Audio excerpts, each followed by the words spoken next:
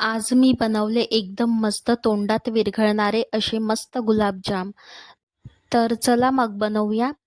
1 cup मी इथे रवा घेतलेला आहे.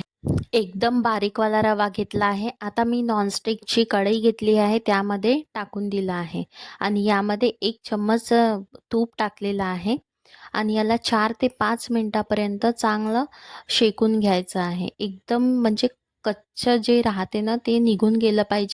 याचा जो कलर आहे ना, तो चेंज करायचा नाही आहे. मस्त छान असं सुगंध सुटलेला आहे आणि लो फ्लेमवरच याला शेकायचं आहे.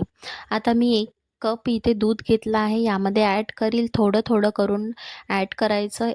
दूध एकदम थोडं-थोडं करून टाकायचं, नाहीतर या ज्या गुठळ्या आहे ना, त्या पकडून जाईल आणि तुम्हाला पण त्रास होईल. म्हणून हळू याला छान घोटत राहायचं आणि जो गॅसचा पॉवर आहे ना, तो लो करून ठेवून द्यायचा आणि छान शिजू द्यायचा. आता मी अजून पुन्हा अर्धा कप अजून दूध घेतलं आहे आणि त्यामध्ये टाकून दिलं. एकदम कमी आचवर याला शिजवायचं छान. शिजल्यानंतर आपण काय करू, एका ताटामध्ये काढून घेऊया. ताटामध्ये आपण आता काढून घेऊ आणि थंड करासाठी हलकंसं ठेवून देऊ साईडला. आता आपण बनवू पाक. तर यासाठी मी 1 कप साखर घेतली आहे आणि 1 कप दीड कप पाणी टाकलेलं आहे. याला छान मिक्स करून घ्यायचं आणि 2-3 केसरचे दाणे ॲड करून दिलेले आहे. तर आणि विलायची पावडर. छान पाक असा गुलाबजामुनचा कसा होतो ना, तसा होऊ द्यायचा आहे. रवा आता थंड झालेला आहे. याला चांगलं चोळून घ्यायचं आहे आणि 2 चम्मच मी इथे दूध पावडर ॲड करत आहे. 2 चम्मच, जास्त पण नका करू. याला छान अजून मॅश करायचं आणि खूप चोळायचं. जोपर्यंत हे मुलायम पडत नाही तो रव्याचे गुलाबजामुन आहे ना, तर तुम्ही नक्की करून बघाल. एकदम जास्त नका करा. एकदम अर्ध्या वाटीचेच तुम्ही करून बघा, पण नक्की करून बघा.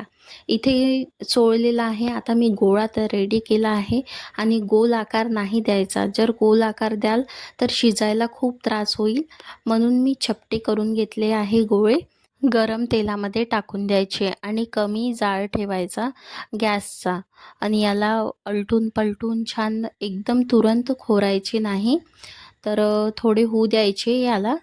झाल्यानंतर ब्राऊन कलरचा रंग येतो, तोपर्यंत आपला पाक थंड झालेला आहे.